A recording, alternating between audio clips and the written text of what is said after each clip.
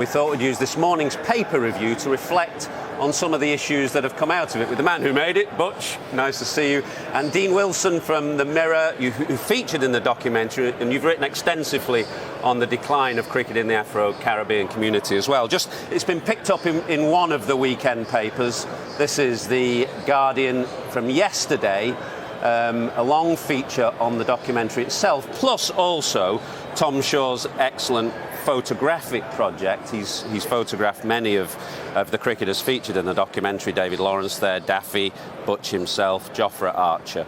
So that was picked up yesterday in The Guardian. I mean, it's quite poignant that we've shown that documentary here at the Oval and that we're discussing it here, because no ground in England is probably associated with cricket in the Afro-Caribbean community more than here. I mean, the great cricketers from the West Indies who've put in inspiring deeds here, Mikey, Viv, and then Devon's 9 for 57, and of course the great crowds that would come in from the communities of Brixton, Camberwell, Stockwell, and would dominate this ground. I mean, you've been associated with this ground for 40 years, so you remember those days, but they're kind of long gone. They are, yeah. You know, during my playing career, I started here. I signed professional terms at the end of 1989, so from 1990 up until 2009, I was here as a professional player, not to mention all the time that I was here before that as a kid growing up. And there were always a lot of Caribbean supporters, guys that would come in and watch, would be here every day. They'd be cheering on Sylvester Clarke and, Lonsdale Skinner. Monty Lynch was a hero of mine as a kid. I used to call him Uncle Monty, and ended up playing with him as his career came to a close and mine began.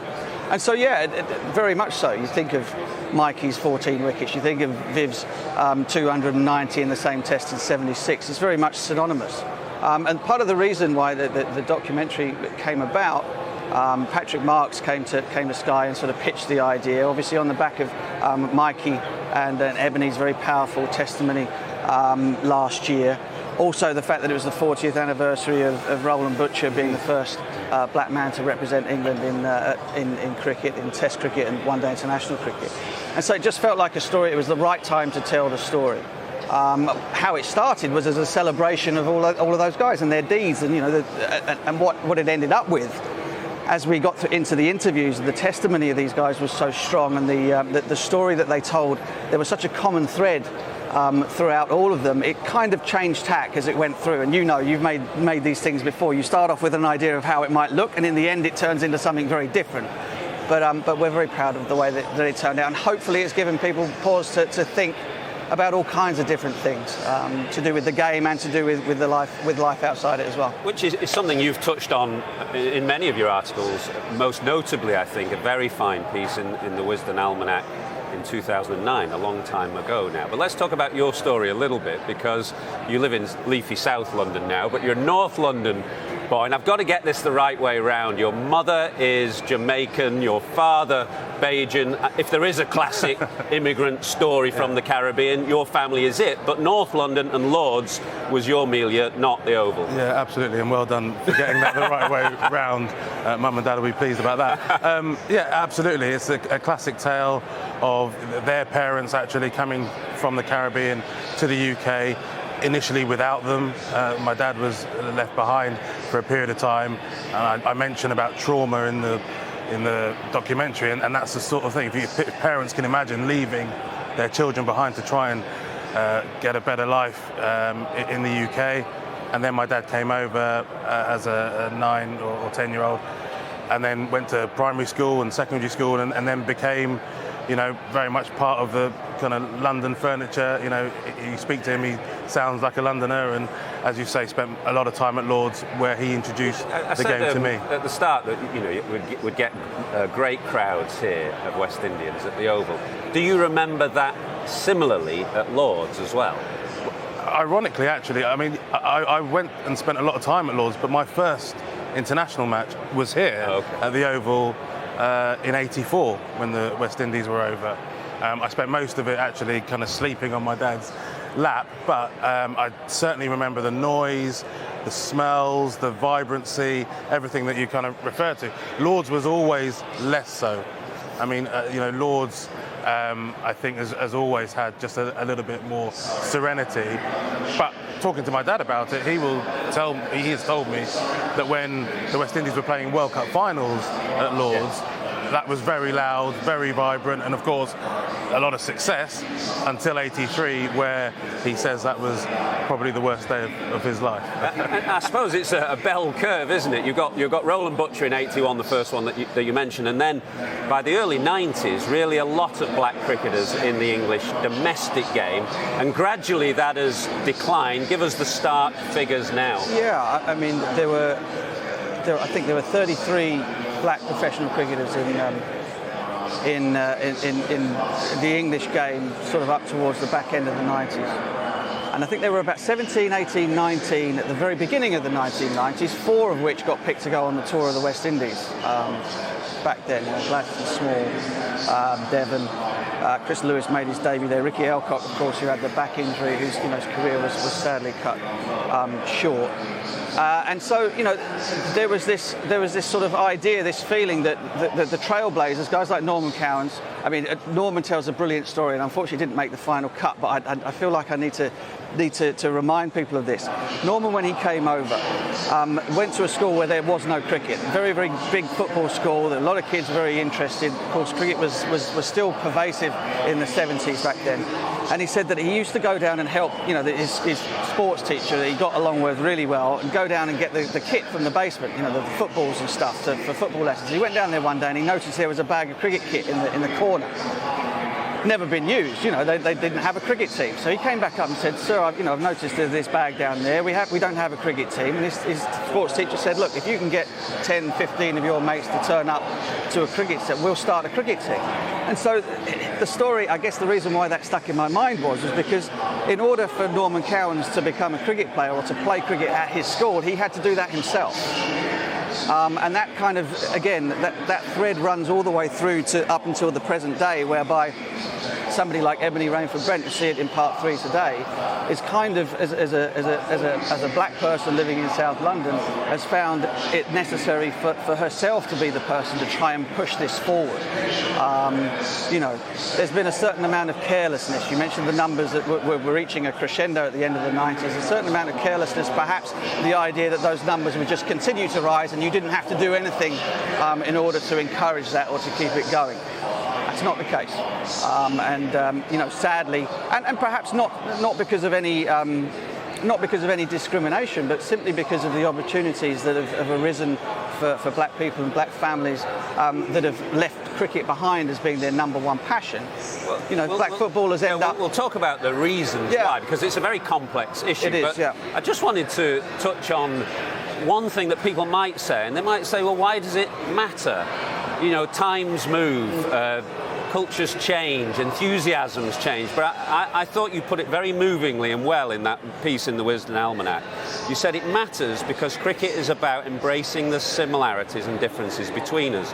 Because cricket is a better game when played by all creeds and colours. Because cricket brought the Caribbean people together, and to let it die is to let a part of that history and heritage die.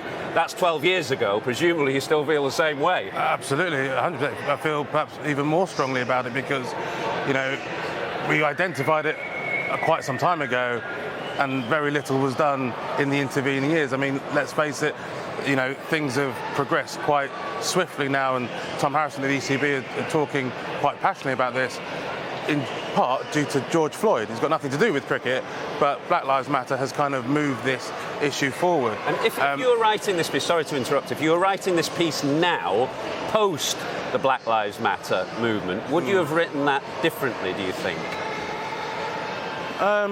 Good question. No, I don't think I would have written it differently, because that piece, I put a lot of time and effort and research and spoke to a lot of people for that piece, and so I don't think that would change. I think what has changed in my mind, and certainly working with Butch on this documentary and looking at what Ebony's doing and trying to see how the talent which is still there can be nurtured and nourished to be brought back into the game, is that there's still room for it, and if the desire and the will is there to make cricket a game for all, and we hear this a lot from the powers that be, that cricket is for everyone. We've had a new tournament start up this year because cricket is for everyone. If that is true, then you need to be able to put the effort in across all creeds, all colours, no matter who you are, and show people with action, not just words, that the game is there for you. You can have opportunities in the game, and you can have a rich and full and wonderful life, not only as an individual yourself, but you can affect those around you. And as I say in that piece, I love the fact that I can go to a cricket ground all over the world, watch all sorts of different teams, all sorts of players, men, women, able, disabled, and there's something for everyone, and I love that. It's a much richer experience for that. Amen to that. Let's talk about the reasons why. It's complex reasons. You mentioned there your dad saying that 1983 was the worst day of his life when West Indies lost the World Cup final, which would have been their third consecutive victory. How much did the decline of that great West Indies team, which would have acted as an inspiration to communities, how much did that impact upon the issue that we're talking about? Maybe a bit. I don't think it impacted anywhere near as much as people say. I think that it was a wonderful thing for that period of history for the West Indies to be as good as they were and to give black people all over the world that sense of pride and ambition that you could go and dominate the way that they did. But when the West Indies went home and played in the Caribbean or played elsewhere, there were still black people here living, working, getting on with their lives. And so I think that that connection has dissipated for sure, but it's not I wouldn't say it's one of the strongest reasons why that's the case. You mentioned the football role models. We're talking second, third generation Caribbean families now, and the great role models are in football in some ways. Rashford, Sterling. I think I wrote a piece when England played in the last Football World Cup. I think there were 11 players of Caribbean heritage there, which presumably 2 or 3 generations ago, some of these young men would have been turning to cricket and not football. Absolutely, yeah. The further away you get from the Windrush generation, where the parents who came over to better themselves and their lives would have come over with cricket being their lifeblood, the further away you get from there, different influences come to bear and have come to bear in football, because of the fact that economically it doesn't cost a great deal of money to play football. Obviously, all of the schools in the country will have football teams, and not very many of them will have cricket teams. You immediately are exposed or not exposed to the game of cricket, and that poses its own difficulty right from the get-go. Means you have to be incredibly focused in order to try and to turn that around, to turn some of that talent, that natural skill and athletic ability to a game that perhaps you haven't had any real interest in or any connection to.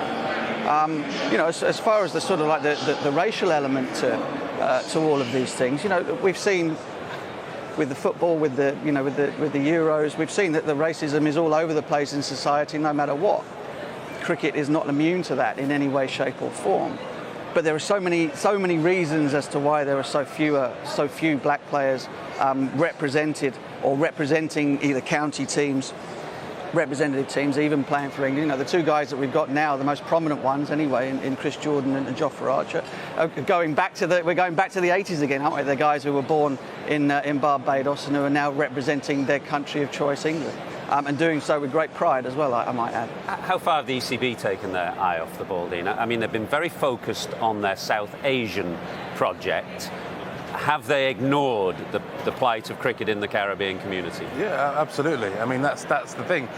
When I talk about nourishing and kind of putting something into a project, the South Asian Action Plan is a wonderful thing, and really, taps into another community, another non-white community that love the game, has got a proud history and heritage, and the ECB identified that and have set about trying to bring it forward. Now, that was put in place or kind of inspired by Lord Patel, who was an ECB board member.